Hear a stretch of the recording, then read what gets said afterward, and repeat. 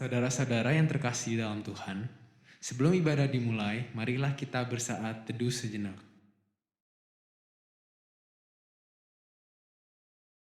Saat teduh selesai.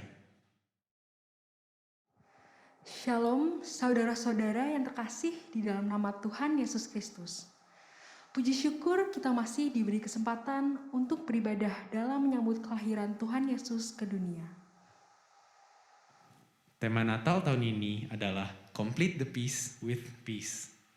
2 tahun terakhir ini, ada banyak dari kita yang merasakan kehilangan, baik dari keluarga maupun teman terkasih. Tidak sedikit juga dari kita yang kehilangan pengharapan.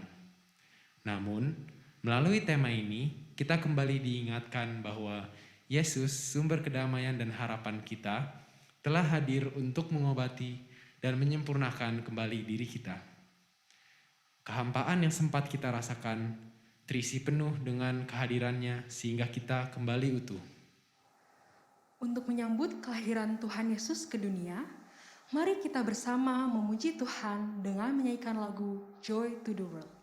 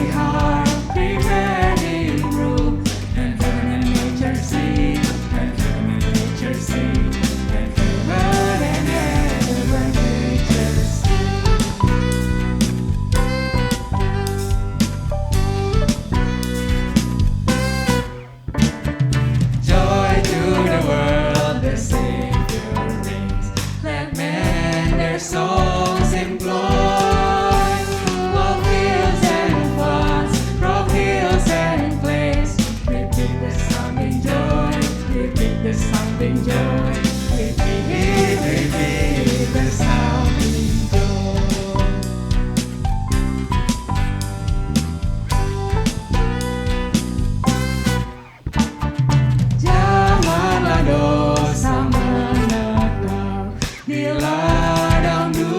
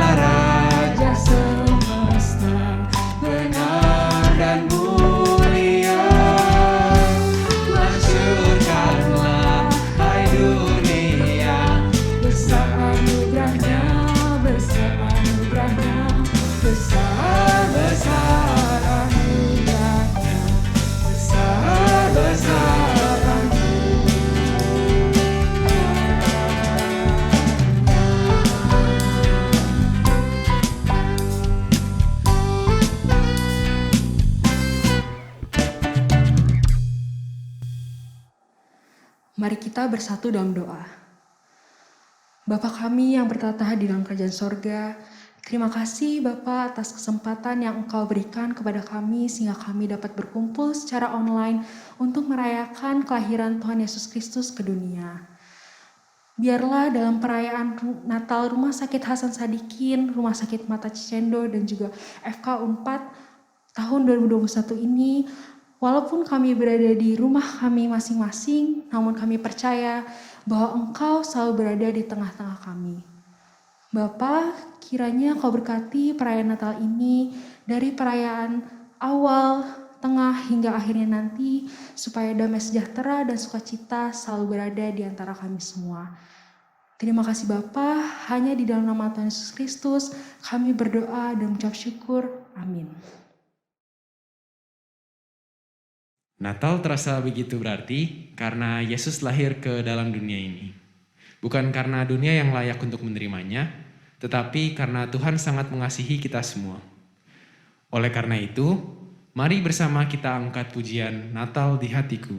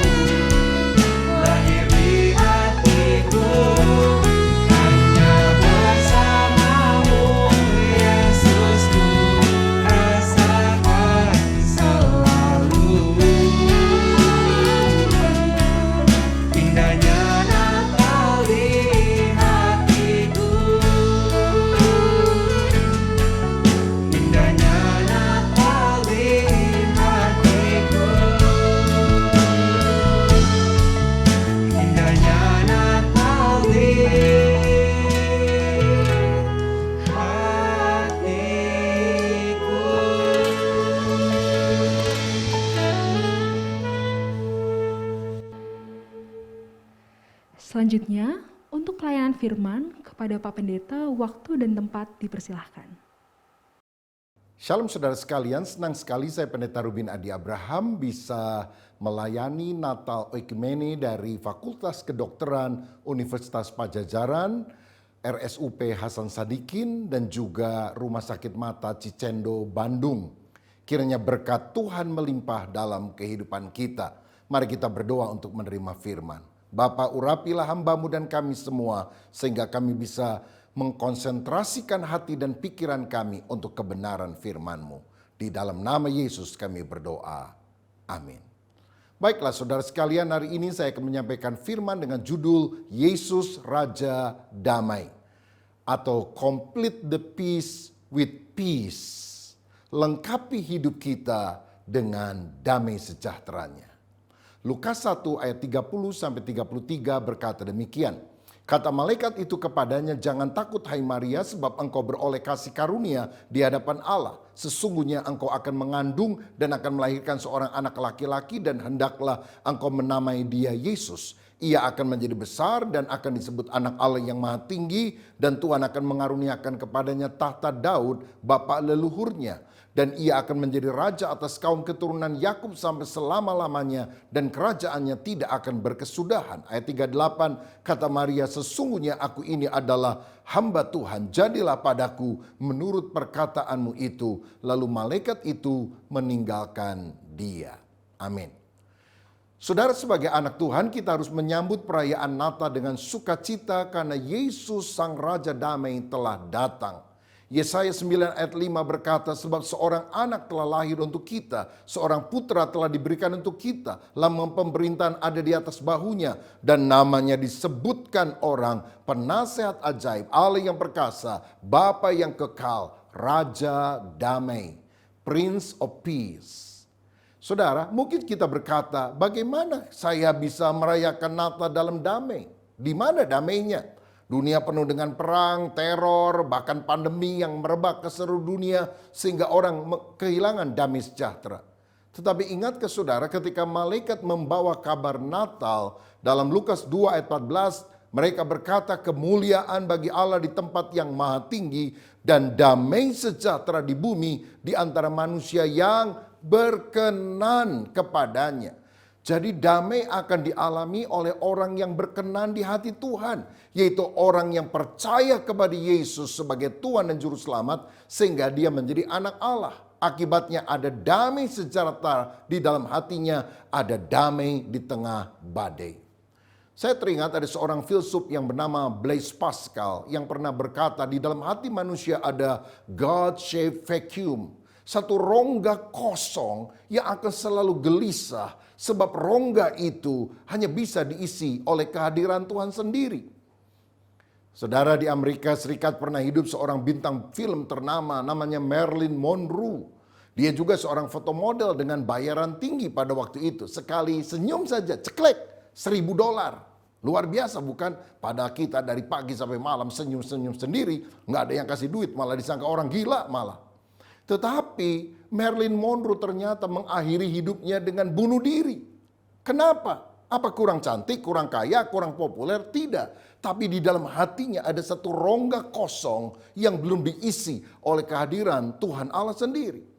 Nah, seperti orang yang merangkaikan keping-keping puzzle sehingga menjadi sebuah bentukan yang utuh, itu tidak akan lengkap jika tidak dilengkapi dengan the last piece, bagian puzzle yang terakhir tapi terpenting, yaitu Tuhan Yesus yang mesti masuk di dalam hati kita. Kalau dia sungguh-sungguh masuk di dalam hati menjadi Raja Damai, maka komplit, lengkaplah kehidupan kita. Karena itu, complete the peace with peace.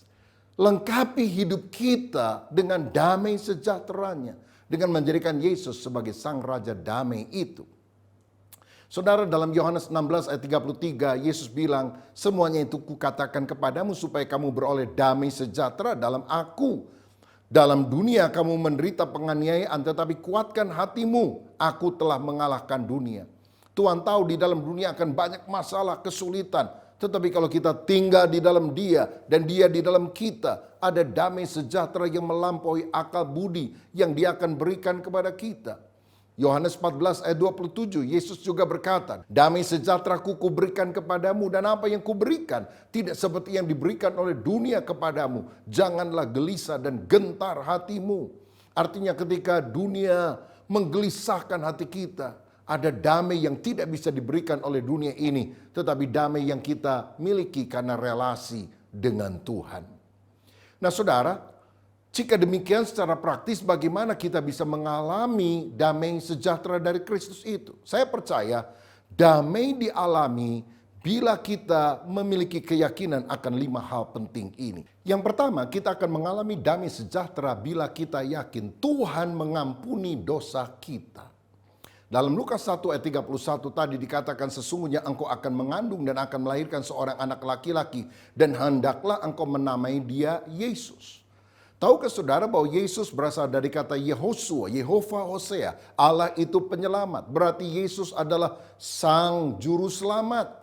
Dia bukan hanya guru selamat yang mengajarkan bagaimana caranya supaya kita selamat, tapi kitalah yang harus mengerjakan keselamatan itu sendiri. Dia adalah sang juru selamat yang rela menanggung dosa kita di atas kayu salib Golgota, supaya setiap orang yang percaya kepadanya tidak binasa, melainkan beroleh hidup yang kekal.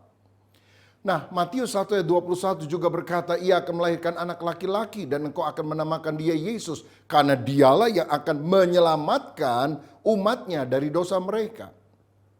Manusia diciptakan sebagai makhluk yang mulia, tetapi jatuh ke dalam dosa karena memberontak kepada perintah Allah. Dan upah dosa adalah maut, binasa selamanya di dalam api neraka. Dan kita tidak bisa menyelamatkan diri dengan kebaikan kita. Seperti orang yang jatuh ke dalam lumpur, yang berusaha sekuat tenaga untuk melepaskan diri, tetapi ternyata lumpur itu makin menyedot ke dalam. Kecuali ada seorang yang datang dan mengulurkan tangan dan berkata, aku akan menyelamatkan engkau, pegang tanganku, maka aku akan menarik engkau. Dan itulah tangan sang juru selamat, tangan anugerah yang diulurkan kepada kita. Dan kalau kita menyambutnya dengan iman, maka salvation, keselamatan kita akan alami. Percayalah, Yesuslah satu-satunya juru selamat. Aku adalah jalan kebenaran dan hidup, kata Yesus. Tidak seorang pun sampai kepada Bapa kecuali melalui aku. Karenanya Gus Dur pernah berkata, seharusnya hari Natal tidak hanya dirayakan oleh orang Kristen saja, tetapi oleh umat manusia di seluruh dunia. Karena Yesus bukan hanya juru selamat orang Kristen saja, tapi dia adalah juru selamat umat manusia. Oh, betapa benar perkataan ini. Raja Daud pernah berkata dalam Mazmur 32 ayat 1 dan 2, berbahagialah orang yang diampuni pelanggarannya, yang dosanya ditutupi. Berbahagialah manusia yang kesalahannya tidak diperhitungkan Tuhan. Dia pernah berzina dengan Batsheba, istri Uria, tapi ketika dia bertobat, diampuni, dia mengalami damai sejahtera. Itu sebabnya kalau ada kegelisahan di dalam hati karena ada dosa yang kita lakukan, apapun bentuknya, mungkin orang lain tidak tahu, tapi Tuhan tahu. Akuilah dengan jujur supaya kita tidak dituduh terus oleh hati nurani kita. Bertobatlah pada hari Natal ini supaya Tuhan mengampuni segala dosamu. Dari sanalah damai sejahtera yang sejati akan kita alami. Saya teringat pada tanggal 4 Juli biasanya Amerika Serikat memperingati hari kemerdekaannya. Satu kali Abraham Lincoln pergi ke penjara dan akan membebaskan salah satu tawanan. Karena itulah mandat yang dia miliki sebagai kepala negara. Saudara, dia lewat dari satu sel ke sel yang lain dan semua orang berkata, Pak Presiden lepaskan saya tidak salah. Yang lain berkata, lepaskan saya bukan orang yang berdosa. Yang lain berkata, lepaskan saya, sebetulnya orang lain yang menjebloskan sayanya tidak melakukan kejahatan. Dan semua orang membenarkan diri. Sampailah dia pada sel yang paling ujung dan ada seorang hanya menundukkan kepalanya, tidak berkata apa-apa. Lincoln berkata, apakah kamu tidak tahu saya adalah Presiden Amerika yang bisa membebaskan kamu, memberikan grasi amnesti pada hari ini? Orang itu bilang, saya tahu Pak Presiden, tapi kalau saya ada di penjara ini, memang pantas karena saya bersalah, saya berdosa, saya patut dihukum. Dan kalau saya dilepaskan, itu bukan karena kebaikan saya, itu semata-mata karena kemurahan hati Bapak Presiden. Presiden kemudian berkata kepada kepala penjara, semua orang di penjara ini mengaku dirinya baik. Cuma satu orang ini yang mengaku dirinya jahat. Aku nggak mau orang baik-baik yang ada di penjara ini ketularan jahat sama orang ini. Jadi yang mengaku jahat, biar dia dilepaskan dari penjara. Yang ngaku dirinya baik-baik tetap terpenjara saja. Saudara, ini menunjukkan bahwa kalau kita mengaku dosa, bertobat, Tuhan akan mengampuni segala dosa kita.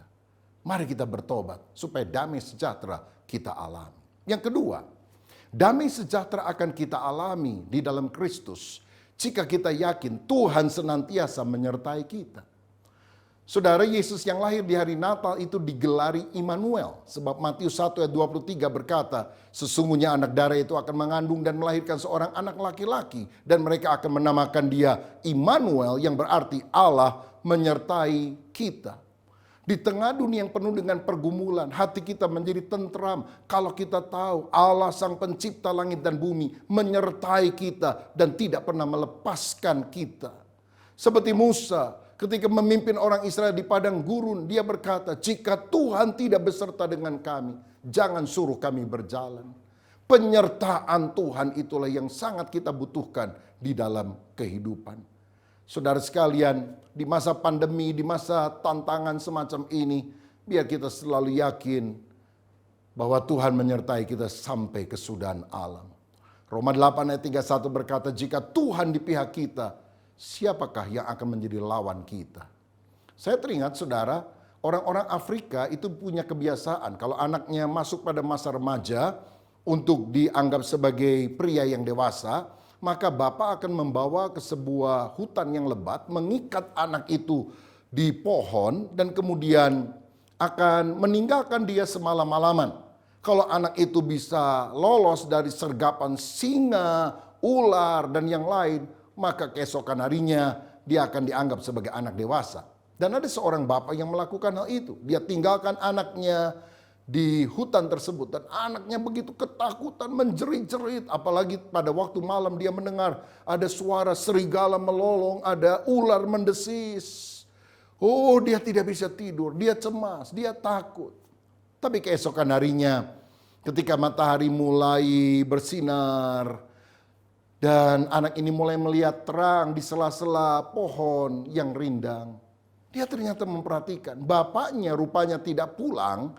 Bapaknya berada di balik pohon besar, tidak terlalu jauh dari tempat itu, lengkap dengan panah dan busurnya. Kalau ada binatang buas yang berusaha menyerang anaknya, dia akan panah, dia akan lindungi anaknya. Dan ketika anaknya tahu bahwa bapaknya ada di sana, dia bilang, aduh betapa bodohnya saya, seharusnya sepanjang malam saya tidur nyenyak saja, karena ternyata bapak tidak pernah meninggalkan saya sendirian. Saudara tahu bahwa Bapa Sorgawi adalah Bapa yang sangat baik. Dia tidak melepaskan kita sendiri bergumul di dalam dunia yang penuh dengan tantangan. Dia Immanuel menyertai kita sehingga hati kita tenang, damai. Karena ada Tuhan yang tidak pernah meninggalkan kita, tidak pernah meninggalkan perbuatan tangannya, yaitu kita anak-anaknya. Saudara, hari-hari ini ada banyak orang yang takut dengan virus corona, virus varian Delta, Omikron, dan yang lain. Kenapa kita perlu takut berlebihan? Karena kita punya bukan hanya Delta dan Omikron, kita punya Yesus yang adalah Alfa dan Omega, yang awal dan yang akhir. Bukankah Yesus nama di atas segala nama, yang olehnya setiap lutut akan bertelut, semua lidah akan mengaku bahwa Yesus adalah Tuhan. Omikron adalah sebuah nama, Delta adalah sebuah nama. Dan nama-nama itu harus tunduk kepada nama Yesus. Nama yang berkuasa di atas segala-galanya. Tapi mungkin saudara bilang, kalau begitu kenapa masih ada orang mati karena COVID-19 ini? Oh, kalau orang percaya meninggal dunia, meninggal bukan berarti kepedihan, kesedihan yang tak tergantikan selama-lamanya. Karena bagi orang percaya, mati dalam Kristus itu hanya tutup mata di bumi, buka mata di sorga. Cuma celuk bah. Apa yang kita takutkan? Saudara sekalian, jadi kalau ada orang percaya meninggal karena penyakit apapun, saya percaya itu disebabkan karena 3 hal. Yang pertama, tugasnya di dunia sudah selesai. Yang kedua, rumahnya di sorga sudah jadi. Yang ketiga, pahala atau mahkotanya sudah menanti. Tapi kalau saudara dan saya masih ada tugas yang Tuhan berikan di dunia, Dia pasti akan menyertai dan melindungi kita. Sehingga kita bisa melakukan tugas kita untuk kemuliaan Tuhan dan menjadi berkat bagi sesama. Saudara, milikilah damai sejahtera karena penyertaan Tuhan. Yang ketiga, bagaimana kita bisa mengalami damai sejahtera di tengah dunia yang sedang bergejolak ini? Kalau kita yakin bahwa Tuhan pasti menepati janjinya. Di Di ayat 31 sampai 33 tadi dikatakan bahwa Maria melahirkan Yesus yang akan duduk di atas tahta Daud dan menjadi raja kekal selama-lamanya. Walaupun Maria tidak terlalu paham apa yang disampaikan oleh malaikat Tuhan, ayat 38 berkata, "Jadilah menurut perkataanmu itu." Walaupun dia tidak mengerti, tapi dia percaya bahwa janji Tuhan pasti akan digenapi. Kalau manusia yang janji kadang suka lupa. Kau yang berjanji, kau yang mengingkari, kau yang mulai, kau yang mengakhiri, itu manusia. Tapi kalau Tuhan janji, dia tidak pernah ingkar janjinya. Apapun yang difirmankannya, pasti akan digenapi. Haleluya. Karena itu pegang janji Tuhan. Misalnya Tuhan pernah berkata dalam Mazmur 50 ayat yang ke-15. "Berserulah kepadaku pada waktu kesesakan. Aku akan meluputkan engkau dan engkau akan memuliakan aku." Saudara, ketika engkau mengalami kesulitan, berseru kepada Tuhan dengan segenap hati. Percayalah Allah itu berdaulat. Dan jika Allah berkemurahan, dia akan menyatakan mujizat dalam hidup saudara. Saya teringat ada seorang jemaat yang satu kali anaknya pada waktu SMA berkata, "Pa, boleh nggak selepas SMA saya melanjutkan sekolah di luar negeri karena bidang yang saya minati itu yang paling bagus ada di luar negeri." Papanya bilang, "Oke, papa akan nabung ya, mudah-mudahan cukup biayanya." Tapi menjelang anak itu mau ke luar negeri, sudah kelas 3 SMA, ternyata ayahnya kena stroke dan harus dirawat di rumah sakit. Dan beberapa kali dia harus dirawat sehingga menghabiskan biaya yang cukup besar. Nah, setelah ayahnya pulang ke rumah, anaknya kemudian bilang, "Pa, maaf ya, saya mau tanya, kira-kira jadi nggak ya menyekolahkan saya ke luar negeri? Saya ngerti papa sakit, biaya besar. Jadi kalau saya nggak bisa ke luar negeri kan saya ada rencana lain yang harus saya kerjakan." Papanya nangis, dia bilang, "Aduh nak, maaf sekali, uang tabungan untuk sekolah kamu sudah habis untuk biaya pengobatan." Anaknya bilang, "Nggak apa-apa. Saya juga ngerti papa, saya nggak maksa. Tapi doakan saya ya, saya mau apply. Siapa tahu saya bisa dapat scholarship beasiswa dari luar negeri." Dan dia mulai mencari beasiswa melalui internet. Dia mulai melengkapi persyaratannya. Dan luar biasa saudara sekalian, Tuhan mengabulkan doanya. Ketika orang tuanya juga berseru kepada Tuhan, dia mendapatkan beasiswa. Bukan hanya untuk biaya pendidikan, tapi juga untuk biaya hidup, biaya makan, tempat tinggal. Oh, ini dahsyat sekali. Satu kali dia ketemu dengan saya di gereja dengan anaknya. Dia bilang, "Pak, wah puji Tuhan. Waktu saya punya uang, anak saya nggak bisa sekolah ke luar negeri. Sekarang setelah sakit, saya nggak punya uang. Tuhan menyediakan." Dapat beasiswanya bisa 2 negara loh. Ya, ada yang ke Singapura, ada yang ke Amerika. Nah sekarang anak saya bingung lagi, pilih mana ya? Saya bilang, "Aduh udah nggak usah bingung-bingung. Merem saja pilih salah satu, itu udah berkat Tuhan." Akhirnya dia pilih yang Singapura karena lebih dekat. Karena dia tahu kondisi ayahnya kan baru sembuh dari sakit supaya lebih gampang mengunjungi. Saudara, dia sekolah di sana dengan beasiswa. Dan pada tahun yang ketiga setelah 2 tahun dia di Singapura, sekolahnya bilang, "Kami kerjasama dengan sekolah lain di Ohio, di Amerika Serikat. Kamu mau nggak terima tawaran kita menyelesaikan pendidikanmu dari Singapura ini ke Amerika?" Dan tentu saja anak ini mau. Sehingga akhirnya dia dapat dua-duanya. Dia sekolah di Singapura, dia sekolah di Amerika Serikat, dan biayanya ditanggung karena merupakan beasiswa. Saudara, sesuatu yang tidak masuk akal. Tapi kalau kita percaya akan janji Tuhan, bagi Tuhan tidak ada yang mustahil. Haleluya. Saudara sekalian, yang keempat, bagaimana damai sejahtera itu kita bisa alami bila kita yakin Tuhan punya rancangan terbaik. Maria dan Yusuf itu bertunangan dan sudah punya rencana akan menikah. Tapi Tuhan mengintervensi sehingga agenda pribadi mereka batal. Tetapi agenda Tuhan terlaksana dalam kehidupan mereka. Dalam Yeremia 29 ayat 11 Tuhan berkata, "Aku ini tahu rancangan apa yang ada padaku mengenai kamu. Demikianlah firman Tuhan, yaitu rancangan damai sejahtera dan bukan rancangan kecelakaan untuk memberikan kepadamu hari depan yang penuh dengan harapan." Masa depan kita di tangan Tuhan adalah masa depan yang indah. Walaupun kelihatannya hari ini penuh dengan tantangan. Seperti Yusuf yang dijual sebagai budak, dimasukkan ke dalam sumur, dimasukkan dalam penjara. Tapi pada akhirnya Tuhan mengangkat dia menjadi raja muda di Mesir. Sehingga dalam Kejadian 50 ayat 20 dia berkata, memang saudara-saudaraku engkau telah merencanakan yang jahat terhadap aku. Tapi Allah telah mengubahnya menjadi kebaikan. Saya ingat ada kisah 3 pohon yang masing-masing punya cita-cita. Yang pertama berkata, kalau saya ditebang saya ingin menjadi kotak perhiasan di mana orang menyimpan emas berlian di dalamnya. Yang kedua berkata, aku juga punya cita-cita. Kalau aku ditebang, aku menjadi kapal saudagar di mana aku akan membawa orang-orang berlayar, berdagang. Yang ketiga juga punya cita-cita. Dia bilang, aku tidak mau ditebang. Aku mau menjadi pohon yang tinggi menjulang. Sehingga semua mata akan memandang kepadaku. Beberapa waktu kemudian, pohon-pohon itu ditebang. Dan yang pertama, itu dijadikan sebagai kotak makanan hewan. Bukan kotak perhiasan. Dan dia bilang, aduh kenapa ya nasib saya sial begini. Sampai satu kali, Maria dan Yusuf datang. Dan kemudian Maria melahirkan bayi Yesus dan menaruh di dalam kotak makanan hewan yang disebut palungan. Maka si kayu berkata, aku bersyukur karena ternyata perhiasan yang paling berharga yaitu bayi kudus ada di dalam hidupku. Yang kedua saudara, dijadikan bukan kapal saudagar tapi perahu nelayan yang mengangkut ikan-ikan yang berbau amis. Dan dia juga mengeluh akan nasibnya. Sampai satu kali perahu Simon Petrus itu dipinjam oleh Yesus.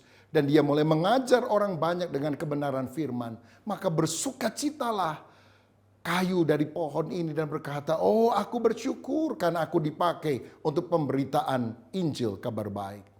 Yang ketiga ternyata ditebang juga dan penebangnya kehabisan ide mau diapakan. Akhirnya ditaruh saja jadi kayu gelondongan di pinggir jalan.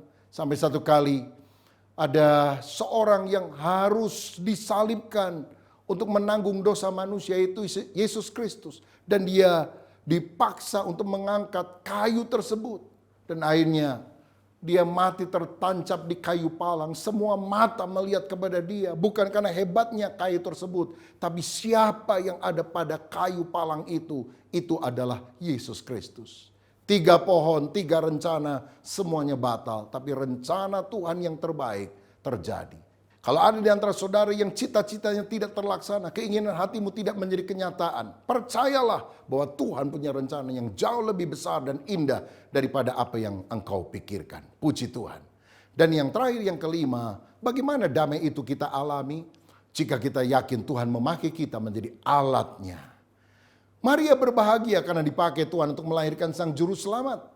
Lukas 1 ayat 46 sampai 48 berkata, jiwaku memuliakan Tuhan dan hatiku bergembira karena Allah juru selamatku. Sebab ia telah memperhatikan kerendahan hambanya. Sesungguhnya mulai dari sekarang segala keturunan akan menyebut aku berbahagia. Saudara, apakah saudara ingin mengalami damai sejahtera? Izinkan hidupmu dipakai oleh Tuhan menjadi alat kemuliaannya. Dan kalau engkau sungguh-sungguh dipakai sesuai dengan profesimu, talentamu, apapun yang Tuhan percayakan kepada saudara, yakinlah kebahagiaan kita akan miliki dalam kehidupan kita. Karena kita adalah alat Tuhan yang dipakai secara luar biasa untuk menjadi berkat. Izinkan saya berdoa untuk saudara. Bapa, terima kasih kami telah menerima firman-Mu di tengah dunia yang bergejolak. Kami percaya damai sejahtera hanya ada di dalam Engkau, Kristus. Karena itu masuklah di dalam hati kami. Jadilah Tuhan dan Raja. Ampunilah segala dosa kami. Jadikan kami saluran berkat-Mu.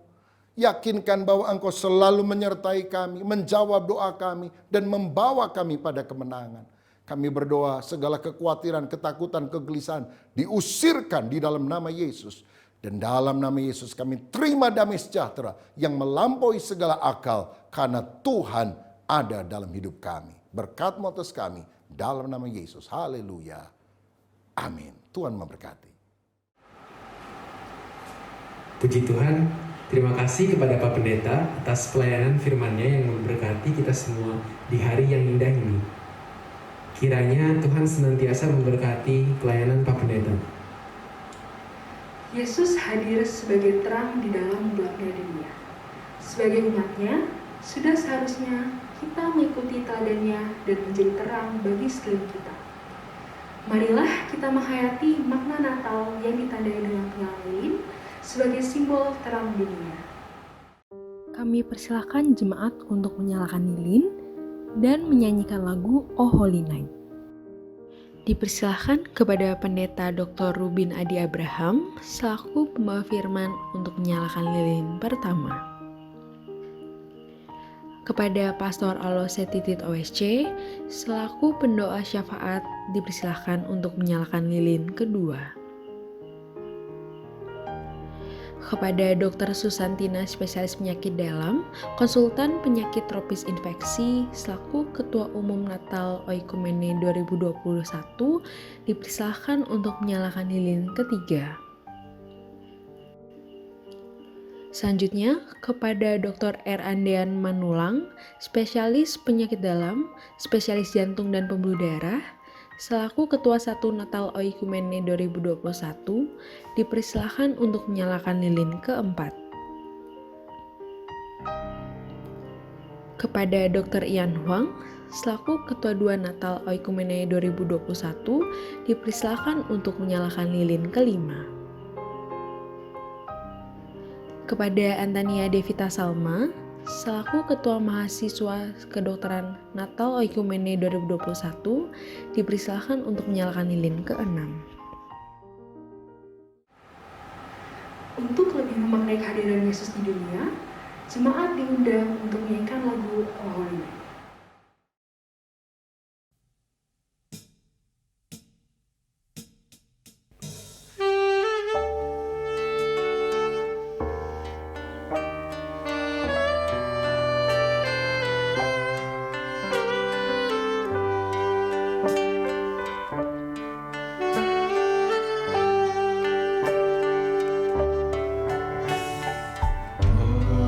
Holy night, the stars are brightly shining. It is the night of our dear Savior's birth.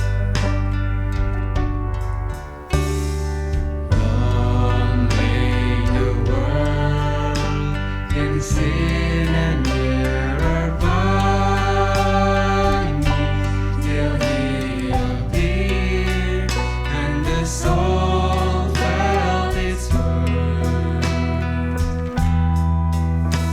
A thrill of hope, the weary world rejoices, for yonder breaks a new and glorious morn. On your knees, oh, hear the angels' voices. Oh, night divine, oh, night when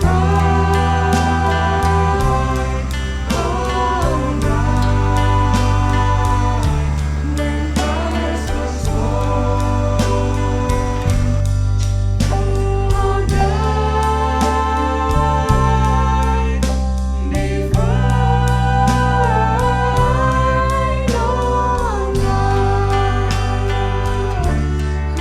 night divine, oh,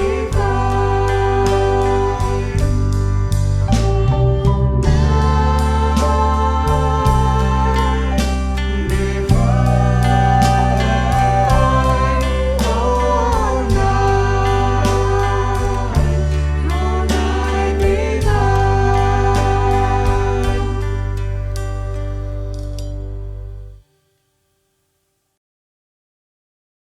Hari ini telah lahir bagimu Juru Selamat, yaitu Kristus Tuhan di kota Daud.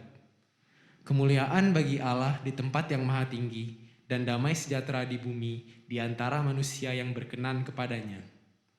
Mari sekali lagi kita sembah Yesus Kristus dan kita sorakan kabar baik ini dengan menaikkan pujian Hark the Herald Angels Sing. Sambil menaikkan pujian, mari kita memberikan persembahan yang terbaik dengan hati yang penuh sukacita.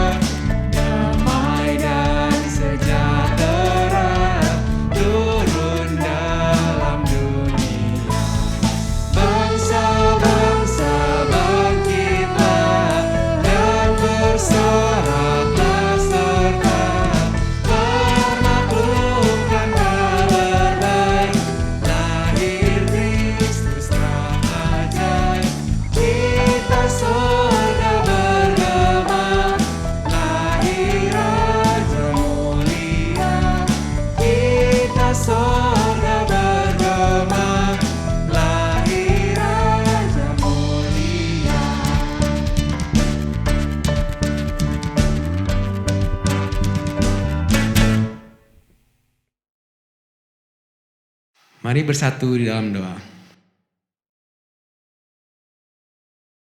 Bapa kami yang ada di dalam surga, terima kasih ya Bapa atas berkat dan bimbingan-Mu, sehingga kami semua dapat berkumpul pada malam hari ini untuk melaksanakan persembahan ini. Terima kasih ya Bapa, bimbinglah kami semua agar persembahan yang kami berikan pada malam hari ini dapat senantiasa berkenan kepadamu dan dapat menjadi berkat untuk semua yang sedang mengikuti persembahan ini. Tidak lupa juga kami ingin mengucap syukur atas kelahiran putramu, Tuhan kami Yesus Kristus ke dalam dunia ini, sehingga meski dalam pandemi, meski di antara kesedihan dan kesengsaraan ini, kami semua dapat tetap merasakan sukacita Natal pada malam hari ini. Ya Tuhan, kami juga ingin berdoa agar kami semua dapat senantiasa berada di dalam jalan yang benar dan dapat tetap menjadi garam dan terang di dunia ini sesuai dengan apa yang Tuhan kami Yesus Kristus ajarkan kepada kami. Terima kasih ya Tuhan atas segala berkat-Mu ke dalam hidup kami. Kami juga ingin berdoa kepada bangsa dan negara kami, kepada pemerintahan, kepada seluruh pimpinan dari yang terendah hingga tertinggi, agar mereka selalu senantiasa melakukan dan memilih keputusan yang terbaik untuk kami semua demi memuliakan nama-Mu ya Tuhan. Terima kasih ya Tuhan, kami serahkan segala kegiatan kami ke dalam tangan-Mu saja. Terima kasih ya Tuhan, hanya ke dalam tangan-Mu kami berdoa dan mengucap syukur. Amin. Marilah kita berdoa.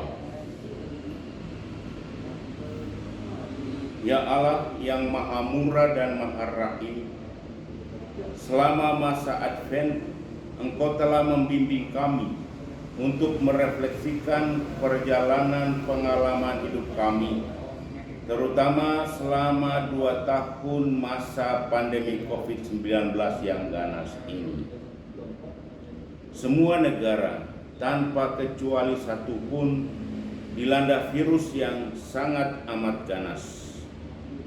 Berbagai upaya untuk mencegah, menangkal, dan mengurangi penularan virus agar tidak terjadi klaster-klaster yang baru.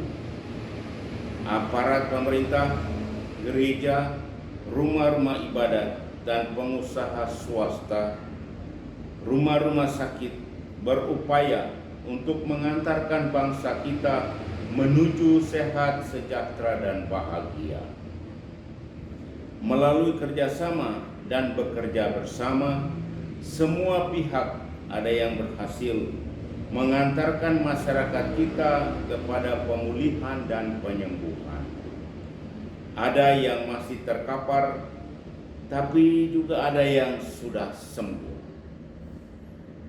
Namun, ada saja hal yang terasa hilang dari kehidupan bermasyarakat, menggereja, dan pendidikan, sehingga dinamika dan interaksi sosial semakin dibatasi, menyebabkan ada sesuatu yang hilang.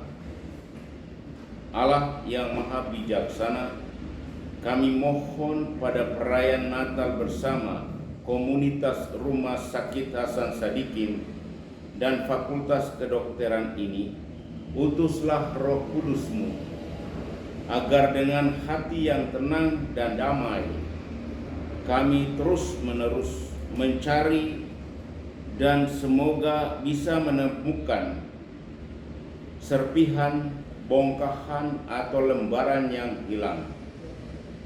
Serpihan yang hilang bisa berupa wajah keramah tamahan, toleransi beragama, persaudaranya lintas budaya, suku, bahasa, agama, dan aliran kepercayaan yang seringkali dirongrong oleh kepentingan politik atau kepentingan golongan, bahkan kepentingan pribadi tertentu.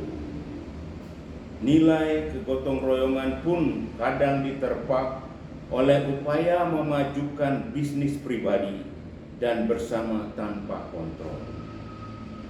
Allah yang Maha Baik, ada begitu banyak orang, golongan, dan kelompok masyarakat dan agama yang selalu berusaha menemukan the complete missing piece with peace, kami bersyukur kepadamu karena Engkau telah memanggil dan memilih Paus Fransiskus untuk mengadakan kunjungan bersejarah ke Uni Emirat Arab yang dipandang secara luas sebagai tonggak sejarah dalam dialog antar agama. Sejarah mencatat bahwa dalam konferensi global pada tanggal 4 Februari 2019 di Abu Dhabi, Paus Fransiskus bersama dengan Imam Besar Al-Azhar, Ahmad Al-Tayeb, telah menandatangani the document on human fraternity for world peace and living together. Allah yang Maha Baik, tak henti-hentinya kami bersyukur atas peristiwa bersejarah yang merupakan peta jalan untuk membangun perdamaian dan menciptakan hidup harmonis di antara umat beragama yang harus disebarluaskan ke seluruh dunia. Berkatilah komunitas Rumah Sakit Hasan Sadikin dan Fakultas Kedokteran yang sudah berdedikasi membantu merawat banyak pasien di sini. Semoga berkat-Mu menyertai mereka agar bisa complete a missing piece with grace. Upaya menemukan serpihan yang hilang itu dapat kita semua temukan dalam diri Sang Raja Damai, Putra Natal, yaitu Yesus Kristus, Tuhan kami yang bersama Dikau dalam persekutuan dengan Roh Kudus, Allah sepanjang segala masa. Amin. Saudara-saudara terkasih, kita sudah sampai di penghujung acara. Segenap ekumene Rumah Sakit Hasan Sadikin, Rumah Sakit Mata Cicendo, dan Fakultas Kedokteran Universitas Padjadjaran 2021 mengucapkan Selamat Hari Natal 2021 dan Tahun Baru 2022. Tuhan Yesus memberkati.